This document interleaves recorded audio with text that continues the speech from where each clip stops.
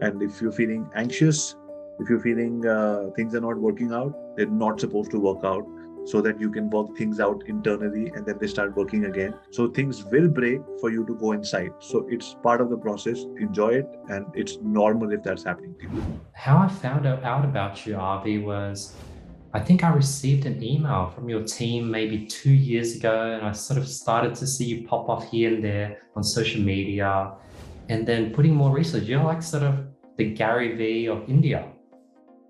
No, I don't know if the Gary V is Gary V, and but definitely there has been a major part of my life which was inspired by him, and that's how I met him.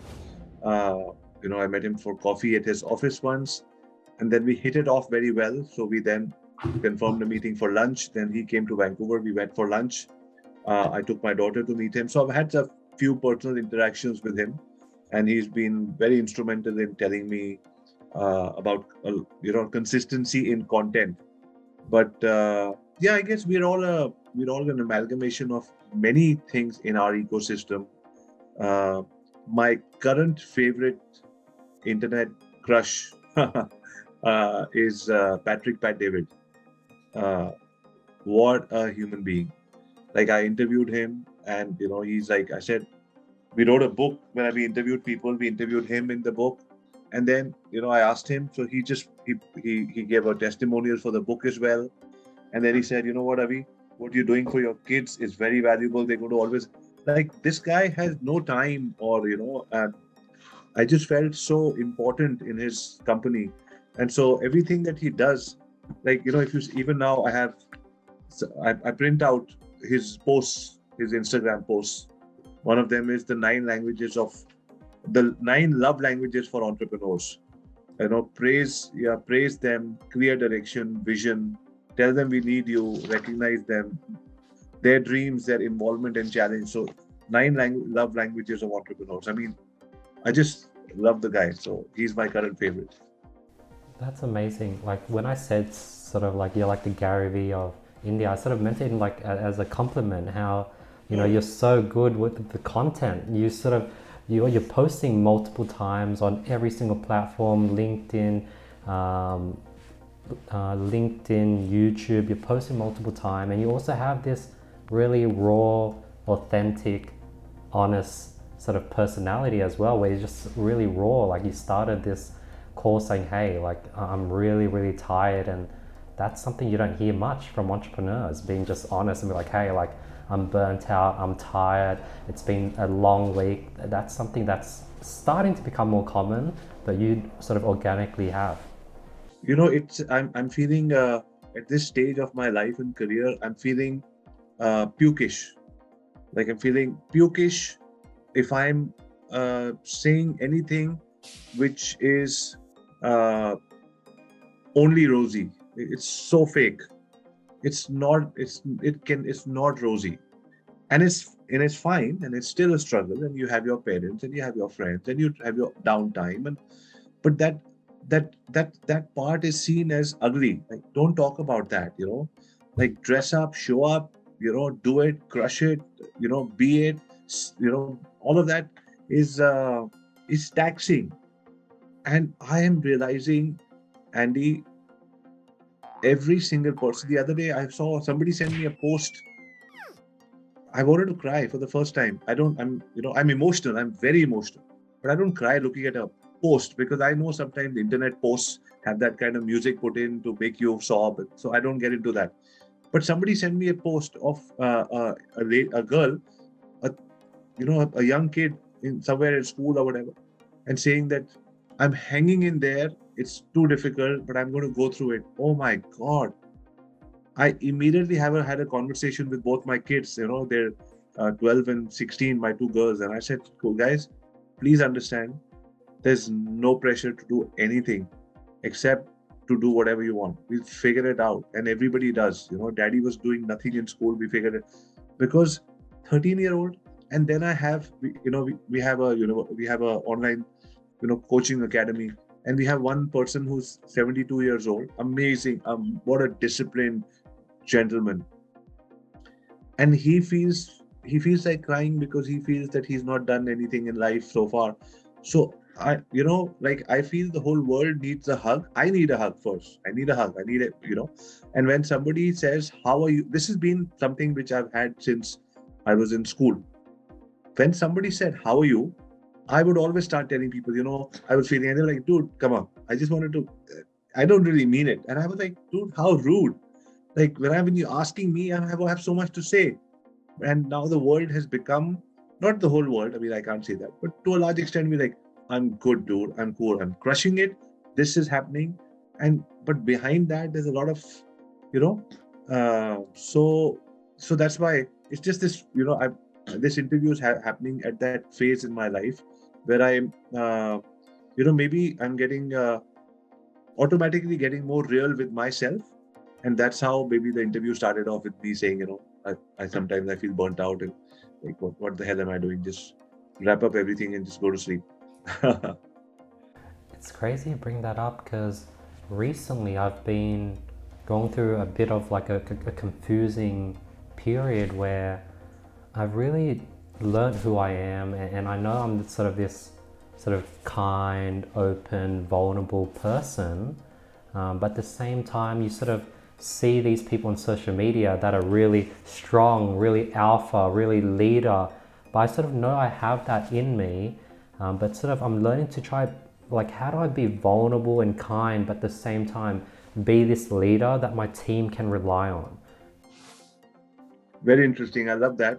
But before I answer that question to the best I can, I automatically got a sense of who you are because of totally my fault, for which I apologize profusely, because we had to reschedule this. And then you came back again today, shows the humility and no ego, because it's very easy to get triggered. And so this has happened with me multiple times. And sometimes I felt angry. And then when I've come back, I'm like, somebody else did this to me and they still came back. So, I should not, things happen and all of that. So it's a lesson. Everything is a lesson. Everything is a lesson. So that's one. So thank you for being who you are. I've just started talking to you less than 10 minutes, but I can make out that you hurt easily, maybe you pain easily, you cry easily, you hug easily, you love easily, and I think those are the kind of people I get along with. I always have, I'm very tall. I'm 6 feet 2, and I'm almost 100 kilos. I'm a big guy, so people think that I don't. But my mom always told me, you know, okay, what's happening? Let me know. Uh, let it all out, and your goodness is your strength, and all of that. Uh, and my dad used to be like, "Oh my God, he's crying." And I used to be like, what's the problem if I'm crying? Because it's a large boy crying in high school because something happened in school. And my dad didn't ridicule me, but he was like, "Why the hell are you crying?" And I'm like, "Why can I not cry?" And my mom was like, "Don't worry about what your dad is saying. You go ahead and cry." And that it's so powerful. It's like, don't hold on to any emotions and find people who encourage you. And a lot of, I'm not trying to generalize again, but women have a lot of friends, and they have a nice good cry when they meet. you know we have, guys get together, not generalizing, but guys get together and say, "Okay, let's drink a little bit more, and or let's climb another mountain, let's go hiking, or let's bench press 10, 20 more kilos together, man. I need to get this stress off."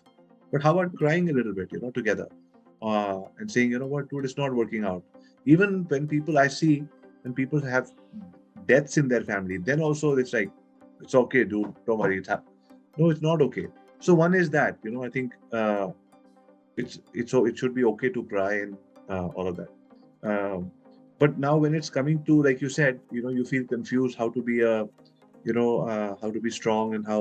So it's such a real question for me, because for the longest time, some of my best friends, I used to ask them for advice. They were very firm, and I used to tell them, like, what should I. So he used to keep on explaining to me, this particular friend of mine, Avi, it is your dharma, it is your karma, it is your responsibility, it is your spiritual duty to be able to have all your ducks in a row, which means things working so that the organization makes money and pays salaries to these people. And if there is somebody in the organization who's not understanding, then it's your job for the rest of them and for that person's own good, because he's like a child who's been put in your custody. You're like the nanny over there for guiding him in that regard and saying, no, my dear friend, no. And I mean, no, this will not happen this way. There is a system by which you have to follow. And if you don't understand the system, don't come back to my daycare from tomorrow, because it spoils all the other kids and they're so big. And I used to be like, how do I be so angry or so firm? Because whenever I got angry, Andy, it would take away from my own peace. And I was like, that is so taxing. Being angry and reprimanding the team is taxing for me. And that's when that perspective shift started happening. It never happens like, oh my God, perspective shift, press a button. But when you start thinking that, you know what, this is for their own good, they don't know, and I should help them. I'm in the position of a supervisor or a manager or a, or a boss, for the lack of a better word. Then you tell them without thinking of how they're reacting and how they're going to judge you and all of that. Like for example, if I scold my girls for doing something wrong, I don't feel bad. I feel, oh my God, they're so cute, I shouldn't have done it and all of that. But I don't feel bad because I know I'm doing my duty as a father. So I need to remind myself of doing a duty as a father and then tell them and be firm. And at the same time, allow uh, myself to be vulnerable. And so when people take advantage of my vulnerability, I immediately snap, sorry, dude, this is not right. No, you can't do this. Just because I'm nice and sweet, you can't do this. No, it's not okay to be late 10 minutes for my meeting. This is disrespectful for me. Sorry. I will not tolerate this. Oh my God, this guy, he bites when things so. And I'm biting not because of anything personal. I'm biting when I feel the whole system of the company is being disrespected. So now I've found that balance. It makes it much easier. Not that the balance doesn't go off sometimes. Sometimes you want people in the business world to understand you. Like many years ago, this thing happened with me. I was supposed to go to Bombay, and I had such high fever in the morning. And my ENT had told me that if your ears are blocked, don't take a flight. And I had once taken a flight, and my ears hurt like mad. I thought I'm going to die. So to everybody watching or listening, never travel when your ears are blocked. It's painful, and major things can happen. Anyway, so this time I learned my lesson. 5 o'clock in the morning, I got up. I was like, oh my God, I'm supposed to catch a flight. And I said, I can't. If I go, something. So I picked up the phone and I told the guy, I said, you know what, I'm so unwell. Can we reschedule this? So he said, okay, when can we do it? So I said, I'll send you a date. He said, okay, thanks, bye. Now, he didn't get upset, but I felt, hey, listen, at least ask me what happened. Like, why didn't you ask me? Now, I understand a lot of people in this world lie and bullshit. Oh, I've got fever, I can't do it and all of that. But it's still okay to ask people, hey, what happened? How are you feeling? Is mom okay? Are you feeling okay? And putting, and these things are not, it's just like, these things happen at home. They should happen outside home as well. Like the other day, I had gone to, when you go to the bank or whatever, oh my God, hi, Mr. Arya, whatever, how are you? Nice to see you, all of that. Smiles and, talk. When you get out, and then I got out to get a sandwich, and that same person is waiting outside the bank, smoking. And I'm walking past, and the person is just ignoring me because they just had the etiquette was only for the bank. Wow. And outside the bank, it's training. So that's what, that's happening a lot in the world, that we're trained to be nice. But I think nice is a word in the English dictionary forever. Kind has been an old word. Being compassionate is an old word. So I think this already, the words are there. That means the feelings are also there. People just need to be told that, dude, that's, like I saw a t-shirt the other day, kind is the new sexy. I thought it's a cool t-shirt. That's an amazing story. Hopefully, I wasn't when you sort of when you messaged me back saying, "Hey, like you didn't, you're super sorry." I was like, totally fine. I think I forwarded it to my team member, got them to go ahead and send you a rebooking link. Hopefully, I should have asked, I guess, how things were. So that's something I'm going to learn for next time. one thing I've recently clocked, it was maybe like 6 months ago, like I realized, every time I would hang out with people that were, say, toxic, or people that were old friends I eventually cut off, that sort of took advantage of me or sort of walked over me, I would always come home being angry. And only recently have I clocked what the anger was. Like, I wasn't angry at them, I was angry at myself. I was angry at myself, and I was like, why did I say yes? Why did I go out and have lunch with that person? Why did I do it? And I was like, whoa, all this anger is directed at myself. Usually I'm rarely angry, but when I am at a team member, I'm angry at myself for not training that team member correctly, or not predicting that the team member would have forgot and should have gave that team member. So it's weird, I have all this anger towards myself. Right. And it's yes, it's a mirror reflection most of the time. Most of the time. Like, for example, there's a story that these two people walked into an amusement park, let's say Disney World, and they walked into the house of mirrors. And this one man, he was very angry. He walked in and he looked at his own reflection in the 30 mirrors, and he said, "What the hell are you looking at?" All the mirrors looked back and said, "What the hell are you looking at?" He said, "I'm going to punch you in the face. He said, I'm going to punch you in the face." And he started punching his own reflection, and he died fighting his own reflection, and he got tired and he fell on the floor. He died. And similarly, a happy person walked in. He said, "How are you doing?" Everybody said, "Hey, I'm fine too." He said, I'm happy. I'm happy." So, for the most part, we find mirror reflections of ourselves for the most part in this world, and that mirror is telling us what we are. Sometimes we have to clean the mirror, and we have to see it properly to be able to see what we are seeing properly. But sometimes, like I said, it's a lesson. It's a lesson in bravery to be able to look at that person in the eye and say, "Dude, this is not working. This is not acceptable. I have trained you twice. Now, either there's a will issue or there is a skill issue. If there's a skill issue, I'll teach you once more. If there's a will issue, then also I'll teach you once more. Tell me what is it that is, or I don't get paid enough, or I don't see my future in this company, or my mom is not well, or this is not happening." Fine, your mom is not well. Do you think taking some time off will help? What will help? Because next time this whole process has to go according to plan.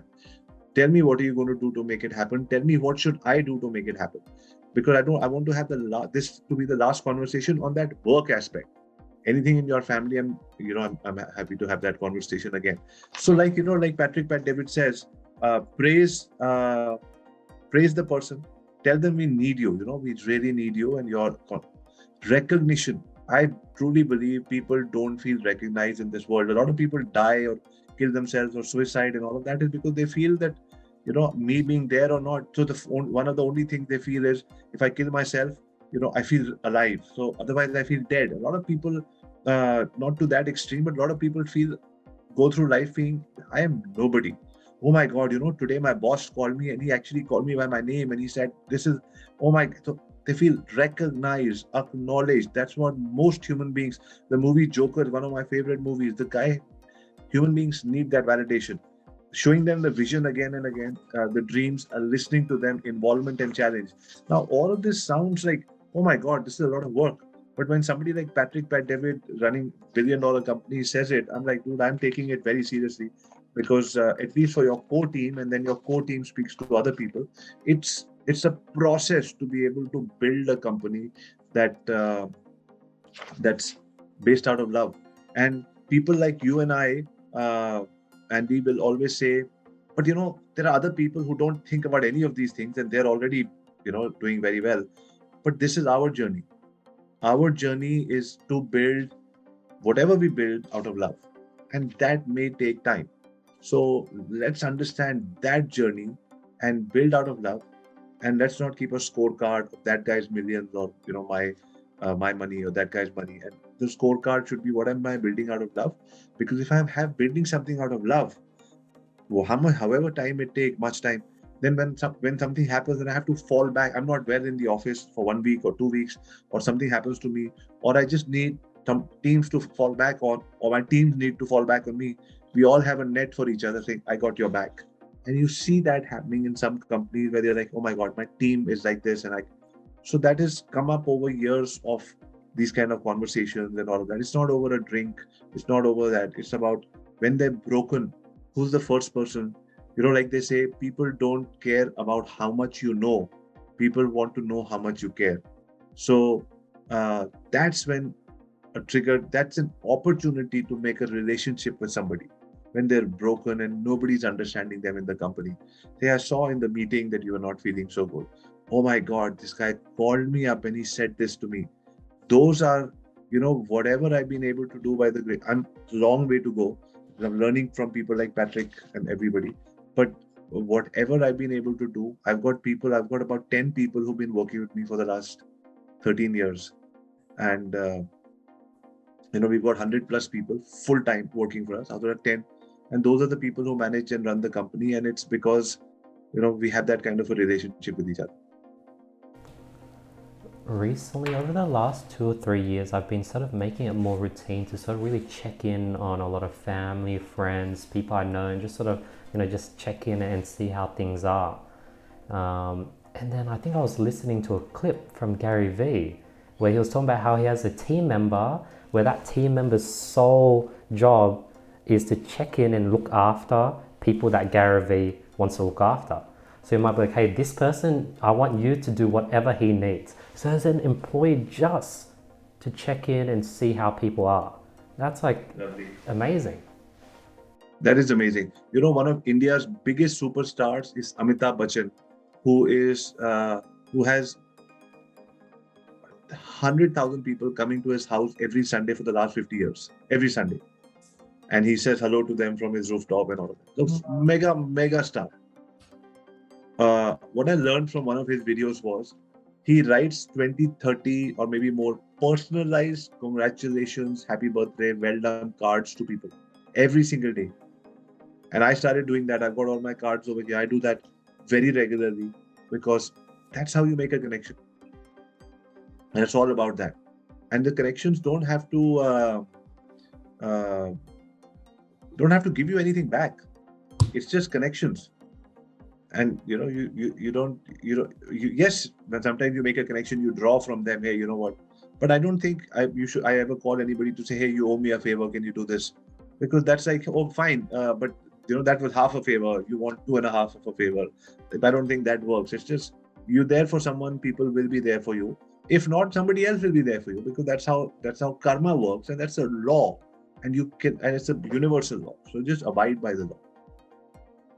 Recently, over the last 2 years, I've been just doubling down on just giving and sort of really dial down the selling. If people really, really want to sort of pay me to join my program or sort of get one-on-one help for me, if they explicitly ask for it, then I'm more than happy to take them on. But I've just been giving free advice and giving, but then I'm trying to deal and battle with this anxiety of what happens if it doesn't come back? What if I'm leaving money on the table? What if I just give and eventually, I go broke? I'm a bit scared. Excellent question, because I think everybody should have a question like this. And my perspective is, I've only, okay, I would say I've been working since I was 18, I'm 45, but I've only recently, few years back, understood the answer. 5-7 years back, I would not have been able to give you the right answer, but now I can. If I believe in my program, then my give is for you to get into the program. If I believe that I've created something to get somebody from where they are to where they want to be, then I have to do my best to get you into the program, because that's my gift to the world. That's my gift to you. If I let you go, I'm maybe doing disservice to you. And that's why you feel that inner tussle, because you know that you need to, that's one. Second is, sometimes, I'm not saying it happens to me, you or anybody, but anybody, because people will be listening to this. Sometimes what happens is, it happens surely with me, that I masked my fear of selling and rejection for saying, hey, I'm a nice guy, I'm only giving. I don't want anything in return, because then nobody's asking me, how much did you sell? No, I'm not selling because I'm scared of rejection. Now Mhm. I am I'm not scared. I do understand that I have to bring X amount of sales, the company is happening and all of that, and the team has to bring in sales. I do worry about that. That is concern. There is better strategies, better everything to be able to sell, understanding your ideal customer avatar better, what are the pain points that you're going through. So uh, uh, but I try, and it doesn't happen all the time, but multiple times in the month, I'm in that mode, like, what the hell am I here to do? I'll do my best with the guy, and I tell him so candidly that how this program is going to work for them. And like, why would you not want it? And they say, I want it because I like the way you talk. I like your personality. I like how candid you are or how raw you are. And people buy that part. And I never, people used to say people buy you, they don't buy your product. I was like, what do you mean? That means Nike is what? Who's Nike? Like, oh, but people buy you. People buy Michael Jordan, or people buy a rapper who's promoting that song. So, so I learned from many people. One is when you're selling something, you understand what are the three. What you understand? What can I help you? What is troubling you right now? Like, what is the challenge? What is really troubling you? What keeps you awake? I met this guy who did one at Grant Cardone's conference. He was one of the speakers. He did $1 billion of Facebook ads for Donald Trump. So I got to sit down with him for 10 minutes, and I told him, I said, how do you do Facebook ads for people? And he said, just imagine the dinner table conversation that person is having with their spouse, and address that dinner table conversation. For example, hey, sweetheart, you know what? I put on too much weight. I'm not feeling good about myself. Hey, you know what? I'm a little worried. Like, how will I take care of the kids' uh, college? Or you know what? I've got a toothache. Like, what am I going to do with it? What are the conversation? What are people talking about? Your ideal customer avatar. What are they talking about? So always be living in their moment of pain. Be there, understanding what they're doing. Then, when you have a call with the client, say, you know what? What are the challenges that you have? Take out a pen and write. They want to be heard, recognized, acknowledged. What is it that's really troubling you? Like, what is not helping you in life? And do you have a discussion with your wife about some money issues or something, or with your boss, or like, what's that struggle? What makes you unhappy? I promise you, I'm not going to share this with anybody. I'm going to tear this piece of paper after that conversation with you. But if I was your best friend, what would you share with me? I feel I don't feel good in my clothes because I feel I'm overweight, and I feel I'm always wearing loose clothes as a result. I'm always wearing I want to wear a t-shirt, but I'm always wearing a hoodie, or I'm always doing this. Okay, I don't feel like going with my friends on hikes because I feel I'll be the slowest. Or okay, I like to do motorcycle riding, but I just don't feel that with my size. And oh, okay. And so, if you were able to get fit, how would your life look like? Well, first I'll definitely go on motorbike rides. I know I'll go for hikes with my friends.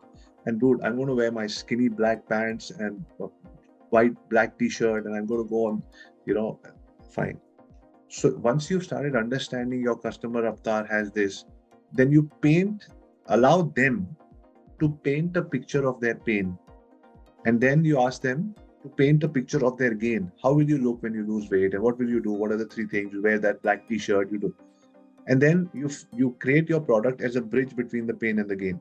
So what we'll do is we'll start from here. This will be the diet plan. This will be how it is. You start seeing results. You try out that pant. It will start. You will be able to wear it. You still won't be able to close it. But after 1 month, we'll come in, and then by June we'll be able to the pants will close, and then July comes. We'll be able to put a belt around it, put a t-shirt, and but this diet, and you take them, and then by 15th of August, I think you should book on your calendar your hike with your friends, because you'll be able to do that hike. And when do you want to get a motorcycle? So I think that can because this diet will help you do that.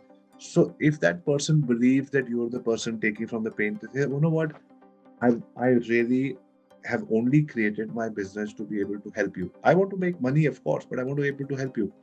And what is stopping you from taking this program? If it's the budget, let me give you 4 installments, because if you don't invest, you're not going to take action. If you don't pay money, you don't pay. You don't give time. If you don't give time, you're not going to take action. If you don't take action, you won't get results. So, what is it? What is stopping you? Come on. I mean, is there another pain that you're not telling me about?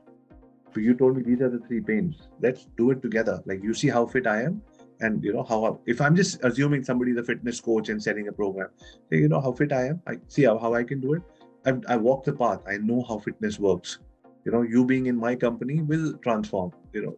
Let's do this journey together, and then let the person be, and things start happening. There's no magical. Oh, it's going to happen 100%. But at least show the pain. Let them show you the pain, and relive the picture in their head. Let them show the gain, and you then show them the bridge between that, and then talk about the pricing part, and things happen.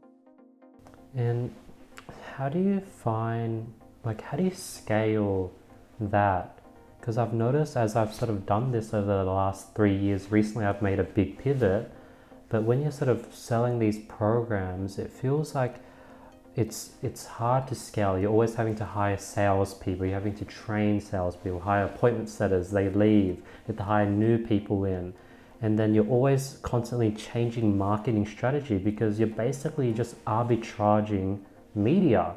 You're basically just paying the split based on the conversion rate, and you're constantly just getting media for cheaper than what you can convert it to. It feels like this constant rat race, and it doesn't feel long term. Um, So I do three businesses. I have a hotel business, I have an agency, and I have this online school where we sell courses and coaching and everything. To a large extent, the hotel business, we know what to do. Agency, we know what to do, 13, 14, 15 years. But this coaching program, I'm going through a similar struggle as you are. And that's why I was saying that, it's chaotic, exactly the same struggle. However, what I'm working on is, and I was asking myself this the last 14 days, like, what the hell is happening? Why is it that people like Dan Henry or, all of these amazing people, I create an offer and it works and all of that. So, like, why is it that it's not working with me? And, so when I read this book, Alan Weiss, $1 Million Consulting, and right now I'm reading this book, Acquisition.com, $100 million by Alex Hormozy. What a book. I mean, these people put it so easily and all of that. I very clearly got an answer. I mean, I knew the answer. It uncovered for me, which was, I need to spend time and internalize my ideal customer avatar. Who is that person? Where does he live? What is the problem? And I need to internalize it so well. And then I need to have multiple rounds of team meetings to tell my sales team, this is the customer. This is how. See, he's got a beard. He wears glasses, or he wears a cap, or he doesn't wear a cap. Who is this person? So because they've not seen, when we are not 100% clear, the team is also not clear. So then we don't know their problems. Their problems, Andy, should be as real as our problems. And that is why I am becoming a big advocate in the coaching and consulting phase of only for myself. This is my message to myself, of only selling things that I know I would buy. So my program, my coaching is, it used to say entrepreneurs. Now I'm saying the family entrepreneur who feels stressed at work. When he goes home, he feels stressed. When the family says we need more money, he automatically thinks more hard work, which means less time with the family.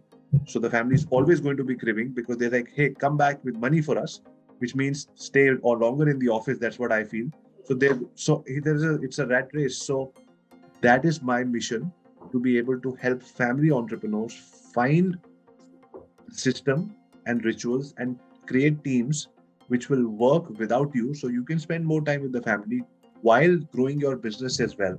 Do both of them exponentially. It seems impossible. I've been able to do it after COVID, and I'll teach you how to do it. Because if I start telling people about many of my other journeys, which I'm not living right now or not lived, just selling something that somebody else is selling, it is not going to be my truth. If it is not my truth, on the phone call with my sales team, they will not feel it.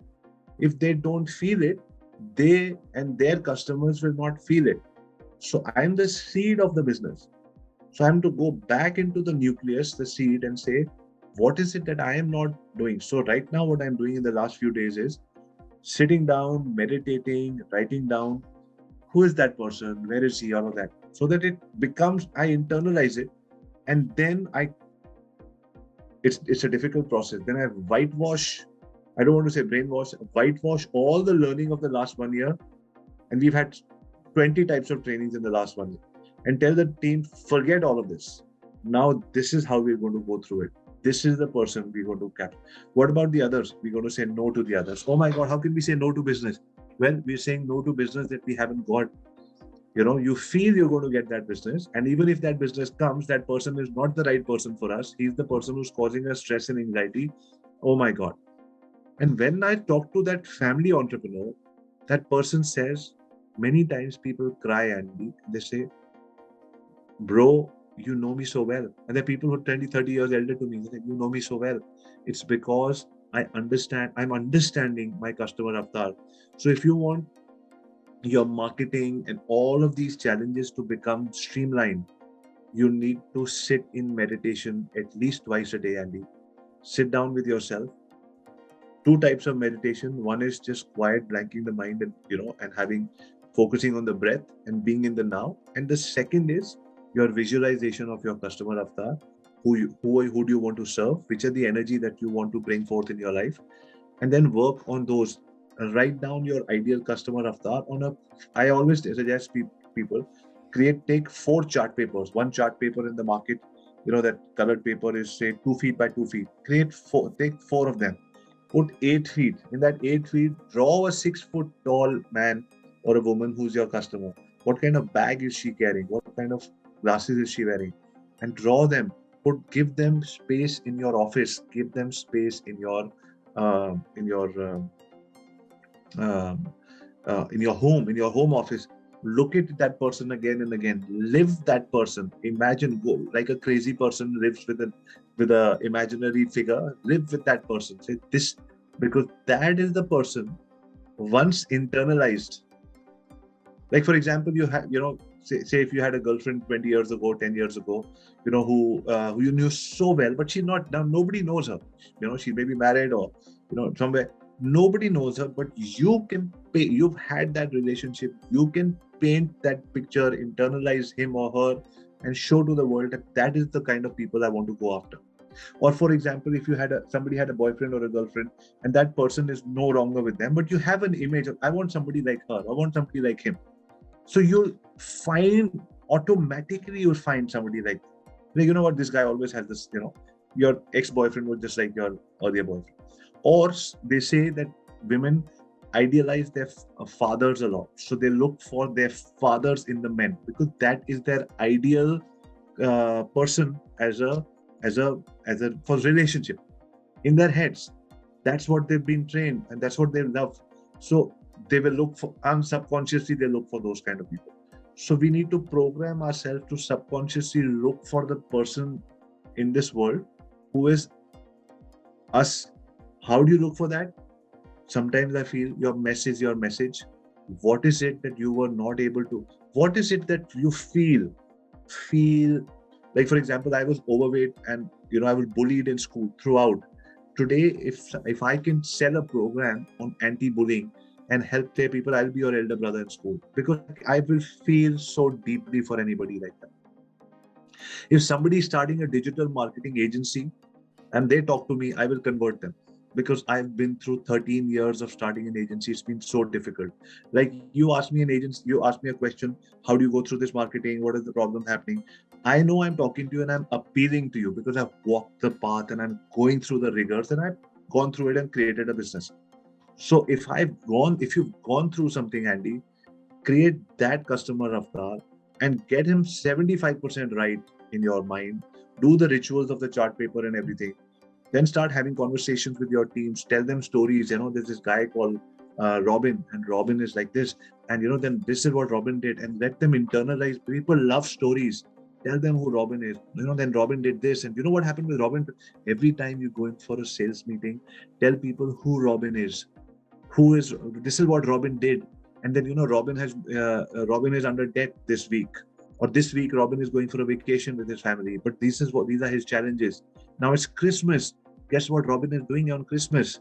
It's New Year's. What is our Robin doing? Because it's our Robin. We have to take care of it, guys. This is our Robin. Together, we're going to father or mother this Robin. All the Robins in the world are ours. Once they start understanding Robin, then the sales will happen. Based on that, Also, sorry. Just also provided that the offer in question is something which is clearly solving Robin's pain. amazing. I love that whole transformation you went through over the last 14 days, Avi. Now, based on that, what was the answer? Like, what do you think you can help people the most? Would you be teaching people about agency? Will it be just general coaching? What do you find passionate about that you want to sort of help people with? 100% family entrepreneurs at any age who feel that I cannot just be working. I need the love and warmth, the hugs, the time with my family, because I feel guilty otherwise. I feel not so secure otherwise. I feel I need both. And when people say when you're building a business, your family takes a back seat, or building the family, your business takes a back seat, and somewhere your heart is saying, I don't believe it. I want it all. Those are the kind of entrepreneurs who I most would resonate with, or they would resonate with me. Now, it doesn't matter if they're starting an agency, or they're starting a factory, or they're starting a mobile phone company. As long as they're looking at systems and processes to go from a single or a small person team to a proper company, and understand what are the rituals and systems that a company needs. How should I train myself? What should I tell myself? How do I find my customer? For that family person, for whom time is very important, because he's got multiple responsibilities of kids and spouse and everything, that is my ideal customer now.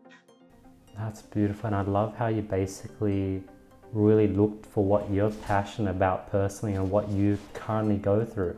Because I think it sort of clicked when you said you can't be like, because for example, one of our main programs is a program on e-commerce, dropshipping, Facebook ads, and I was doing that 4 years ago when I was 18 and I was broke, and there's a large gap. Like, I haven't done e-commerce day to day for that long. It's all automated. It's not something I'm in the dirt with. And that would be much, much harder to sell versus something I'm dealing with right now, creating an identity, finding who you are, creating content that you're passionate about. Stuff like this, I probably will sell much, much easier than e-commerce, which I did 4 years ago. Exactly. Now, in my limited understanding of life so far, what I've seen is there are some people who still sell. I don't know what is their internal working, but people like you and I who are sensitive people, they need to work on themselves, and then their genuineness shows outside. So you can't just become a comfortable. Actors do it all the time. I don't know, but I think for me, for you, if we talk about our current phase of what I'm going through right now, it resonates. And people, like they say, people buy you and your story. Like, fine, take me through the journey that you're going through or you just went through. Tell me what made you want to go ahead and go down this coaching, this personal branding route? Like, you had the agency that was really successful, the hotel business. What catalyzed this third endeavor? Very good question. Couple of things. I came across we created a brotherhood in India. It's called the Digital Masters Alliance. We just came across from Siddharth to Deepak to many of my 9 friends got together. We created something. It's very difficult for 9 people after the age of 40 with responsibilities to come together and create a brotherhood and say we're going to do this together. So we all came together. We're all doing our businesses. We're rivals in the industry. That's what people think. But we came and we put some things together, and everybody was getting into coaching and all of that. So we got inspired by each other and saying, wow, this is so beautiful. That's one. The other thing is that the whole world has come to a stage where people are ready to pay time and money for coaching and mentorship. It's more widely accepted now, and when I got invited to speak at various shows or do events, I've spoken at events where I with 1,500, no, three out to 3,000 people. I'm the only speaker. We're speaking for hours, and they're clapping, and nobody's leaving the room. It gave me a sense that if I'm saying something, and what am I saying? Andy, I'm not saying any. I'm just telling them my life story. This is what happened when I was 20, 30. You coming to listen to my life story? Yes, because they are going through it in their heads. So I realized that talking to people about your life story and helping them avoid the pitfalls that maybe you couldn't, or telling them what you did, has value in the market. And it's so fulfilling. And honestly, it is the most therapeutic thing you can do for yourself. Because when you help somebody like connect with themselves, that whole process of that 1 hour coaching call or whatever is therapy for you as well. It's a very selfish endeavor in that regard. And I think, like, now I'm trying to think, like, you just help unlock a bunch of light bulbs. Like, I know that if I did a one-on-one call and I helped someone with a problem they had with their Facebook ads, like, that would be pretty fulfilling. But if I were to help someone where they were a business person, where they did something for money, now they have money, they found out that that's not what they love, and they're confused. If I help that person, that would be very, very therapeutic, because that's something I'm currently going for, or I've recently gone through, and I sort of am 1 or 2 steps past where you were, this person, and helping that would be much, much more fulfilling than helping that person tweak some Facebook ads. I'll give you my perspective on this. You could still find a very therapeutic, fulfilling opportunity by doing Facebook ads, by changing the positioning a little bit. You are an entrepreneur, left your job, started a journey, and now you feel, did you do the right thing? You're scared because you don't have more than 2 months of cash flow in the bank. Your wife and kids don't know what you are going through, which is extreme fear. You have a product which you realized, which you created, and you jumped into the market, but there are not enough buyers for it. Can I help you find the buyers so that you can have at least one sale a day, go to sleep, and tell your wife and kids all is okay? Have no stress and anxiety. I don't want you to live with stress and anxiety. Let's talk and I'll help you resolve that problem. By the way, what I do is Facebook ads. So Facebook ad is just one thing that you do to help an entrepreneur sleep well. That's crazy, because what you just did, you can plug in anything. Agency business, drop shipping, Shopify. You could literally just use that same. Wow, that's amazing, Avi. That's why I said, for somebody like you, it's easy, Andy. Like I said, I can feel your energy, the way you talk, the way you showed up after me not being there at the first call. All of that tells me you're somebody who feels. So just feel more, not for yourself sometimes, for others. We feel for ourselves, but feel for that other person. And I'm sure you know who Dan Locke is. So Dan is also part of my book, and he lives in Vancouver too. So Dan said one thing which was very powerful, very, very powerful. He said one thing many years, or when I met him for the book, and I've known him for a long time. Dan said, what is the pain behind the pain? People say Facebook ads are not working, but that's not the pain. The pain is what happens if they don't work? My business doesn't take off. What happens if the business doesn't take off? I get into debt. What happens? I'll have to go back to a job. Then my wife will tell me, "Oh, what happened? You went into entrepreneurship, going back into a job." I'll feel ashamed. I feel judged by my own family. Okay, so then what is your Facebook ad? Are you feeling judged by your family? Are you feeling that you're not able to, you're going to get into debt because your business is not working? The next 2 customers are not coming. I'll help you find the next 2 customers, and with that system, you'll find 2 more every week. Amazing. When you went on this journey to grow your sort of personal brand, what has worked the most? Content-wise, like you've created a bunch of content. What has you been doubling down on? Honestly, when I got to know and meet Gary Vee and Grant Cardone. I met everyone. I met everyone, but I didn't follow it the way I should have. They had said very clearly, hire a team which focuses only on this. So what I was doing was, Andy, that I was borrowing the team from my agency, and I was like, now every time my agency we got a client, they were my own team would say, you know what, can we work on your brand later because we need to deliver this to the client, and I would like, yeah, sure, go for it. So there was no consistency. Only, honestly, only 3 months ago, I hired a team, pay them a lot of money, and they handle the editing and obviously. So I've got every Monday is my content multiplier day. That every day, so about 9 in the morning, I get up. I take time on that day. Normally I'm up at 6:37. That day is 9 o'clock. I come, I wear my favorite hoodie. I'm a hoodie guy. I feel young and I feel energetic and I feel, I feel comfortable. Put on my equipment and everything, and I've got a list in front of me. How many Instagram reels, how many YouTube videos, how many LinkedIn videos, how many long form, what are the questions I want to answer. And I do about 3, 4, 5 hours of content alone. I'm sitting alone, the camera is with me, and I'm doing all of it. Sometimes I have somebody on a Zoom call from my office joining in from another country just to keep me motivated and saying, oh, we have one more to go, come on, all of it. Now, we got 5,000 new subscribers on YouTube in 3 months. And the only thing that I've done, from 27,000, we went to 31, 32,000. Only thing that we did was so far consistency. My aim is to get to 100,000 and say this model is working. But I'm telling you what's happening in the last 3 months.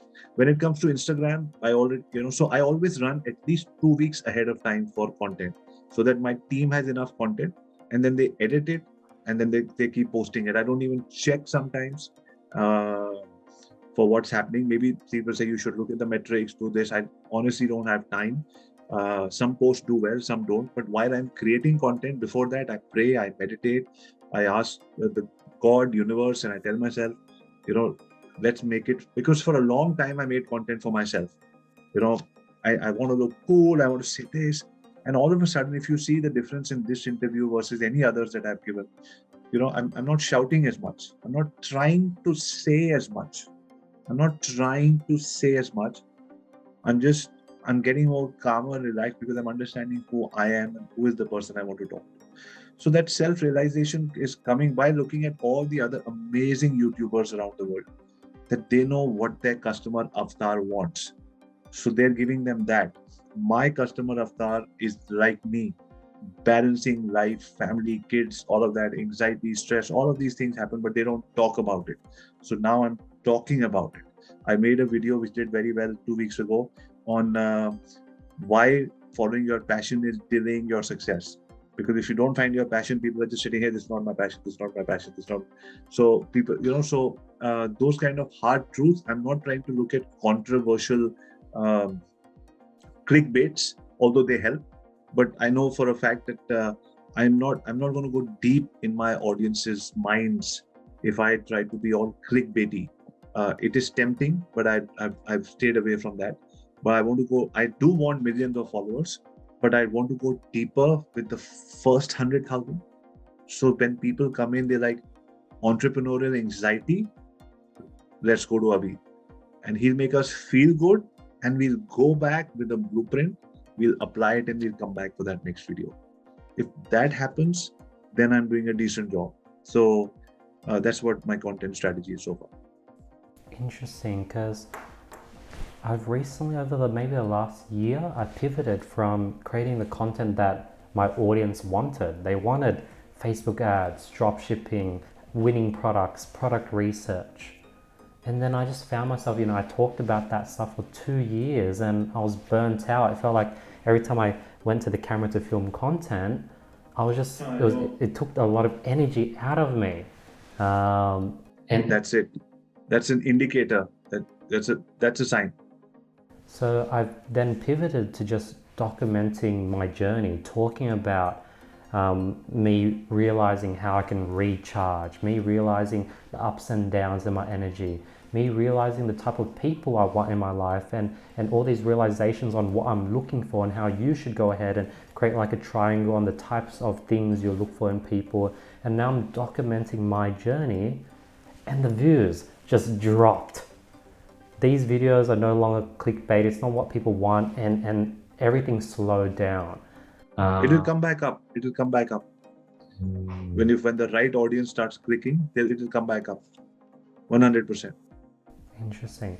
Now the next thing I wanted to ask is, listening to Gary Vee, I do a lot of content. Like we post 5 times a day on TikTok. We post every day on YouTube.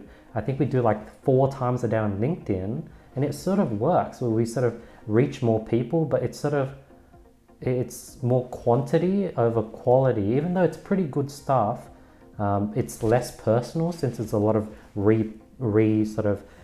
posting, meaning if there's a video form, then we'll convert it to text and put it on LinkedIn. So there's a lot of conversions. But now I've noticed it's like, rather than getting one post that gets 1,000 views, we're getting like 5 posts with 150 views each. And I don't know. So you know what?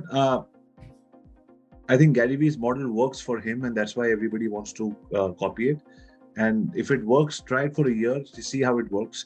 But the thing is that, like I would say that, your content will appeal to people when you're not trying to look at content from the marketing point of view. When you start talking about people inside and how they are feeling.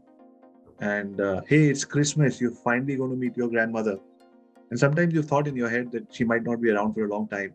And so this time, take a special gift for her. And so take this hoodie or, grandma cap, or appeal to I'm not trying to instill an emotion. It's already there. That's what you think. You don't want a cap. You want to belong to a team, or you want, so all those things. So just understand the emotion behind the emotion, why people buy, and, and then give them that. And definitely do read. For all of your listeners and everybody, I think I'm blessed to feel. When you feel extra for yourself, and you become oversensitive, which is not sometimes serves you, but I'm okay with it. I think it's a gift, and it helps me very much. But a lot of people who feel, just tell me what marketing is and how I should make it work. $100 million Offers by Alex Hormozy. I think it's a brilliant book. And he talks so clearly to your logic and your intellect on what you should be doing. I'm reading this book, and I think hats off to the guy for writing something so good. And then understanding them. And again, Dan Locke, the pain behind the pain. Don't worry the pain. The pain is, are your Facebook ads not working? The pain behind the pain is, are you going to run out of business or no more runway, 2 months, and then everything's going to come crashing down if things don't work. So here's your thing. You're going to get fired from your job. Is your client going to leave you because your ads are not working? You're working for an agency. I'll tell you how to do ads. 3 to 6 months time, you'll get promoted in your agency as a senior paid consultant.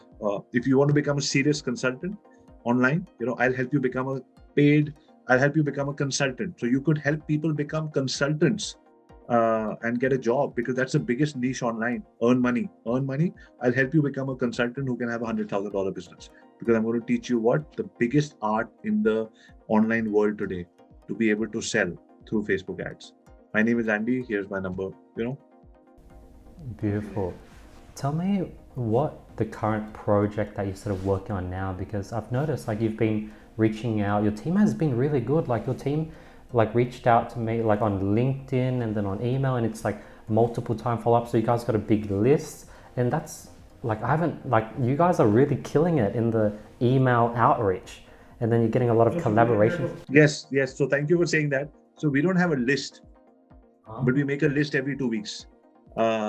And most of the times, I find 90% of the times, when while you're browsing, you find somebody's energy code, I take a screenshot and I send it to them.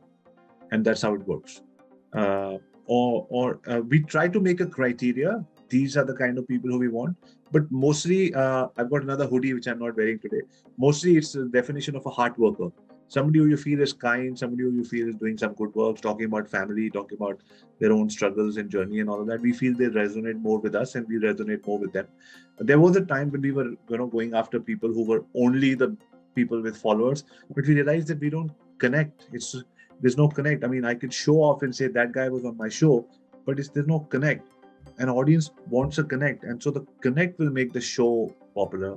And yes, you do need some big names. Honestly, I've got a lot of big names, but all the big names that I've got, honestly, I'm not just saying that. Nobody on this book, 62 people we covered, nobody on this book is somebody who does not have a good heart. Like, we connected so deeply with every single person on all of these interviews, and hashtag people are nice. That's so crazy. What's your biggest tip for people getting into the podcast space or interview space? How did you reach so many amazing people? Like, you have interviewed so many people that are impossible to get in touch with, but you've been able to do it, Avi. What's your biggest advice? So micro videos. So we create, for this project, we created 200 plus personalized videos, send them to people, resend them to people. 70 odd people said yes, 62 people are in the book. It's a 3-year process. Tell me about the micro videos. What were in the micro videos? How often did you follow up? Hi Andy, I hope you're doing well. I love the red scarf that you wear in all your videos. By the way, I like your biker jacket. I'm a biker as well. My earlier bike, the Kawasaki Ninja, I got into an accident last year. But I love your bike, man, and I wish I could maybe we could bike sometime. Okay, enough about me. So that's personalization. Number one, you start with personalization. Second, who are you? By the way, Andy, my name is Avi Arya, father of 2 girls, 6 dogs, husband to a superwoman, a streetcar racer turned hotelier, now social media marketer and founder of Internet Moguls. Andy, this is a short 180-second video. Please watch till the very end. I have a short request from you. Andy, this is what I'm doing. This is the project that I'm working on. These are the people I've already got on. I need from you a 21-minute interview at the minimum. We do 1-hour interviews, but I understand if you're time. 21 minutes. And in this 21 minutes, I want to ask you 5 questions. Number one, why family over everything else? Why is it that people are hurting today and how can they be happy?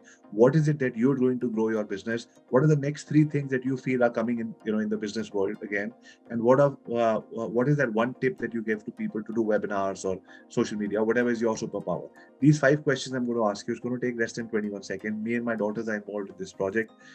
We have an audience of about 100,000 people who watch. We'll be able to promote this. More importantly, wanting to connect with you has been one of our dreams forever. We will help. By the way, your new book, Andy, on studying.com is coming out next month, and we'll be happy to promote it to all our audiences. So, or try to understand what's happening in their life and give them reason to say yes. They say, so all you need to do is click on the link or forward this link to your secretary. They will book a call with us at any time of your convenience, morning, afternoon, evening. We'll be there.